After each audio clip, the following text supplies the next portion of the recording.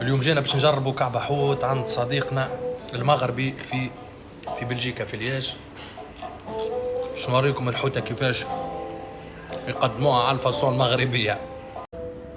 كعبة لوراتا في زوز بيقسموها في زوز، هانو ثوم وبرسيل، صوص طوماط هذيك يخرجوها ديما مع الحوت، شوية سلطة شوية فريت. صدقتوا اللي باش ناكل بالفرشيطة والسكين حاليا. كيفاش تتبنوا الحوت يا جماعة بالفرشيطة والسكين؟ كيفاش ما نجمش ناكل الحوت. الحوت لازم تاكلوا بيديكم. الحوت يلزم تدخل ايدك في الحوتة هكا، تحي لها الراس نتاعها،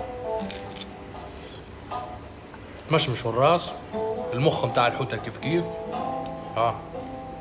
المخ والعين وكل شيء تاكلوا.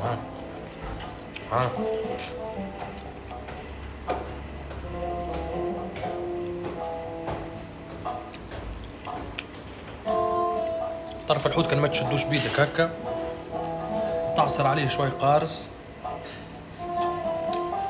وتاكلوا، ما تسماش حوتة.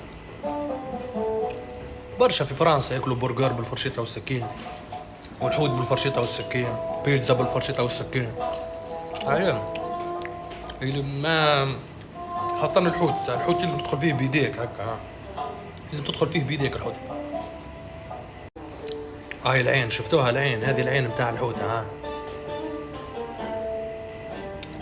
ننصحكم تاكلوها، باهية برشا.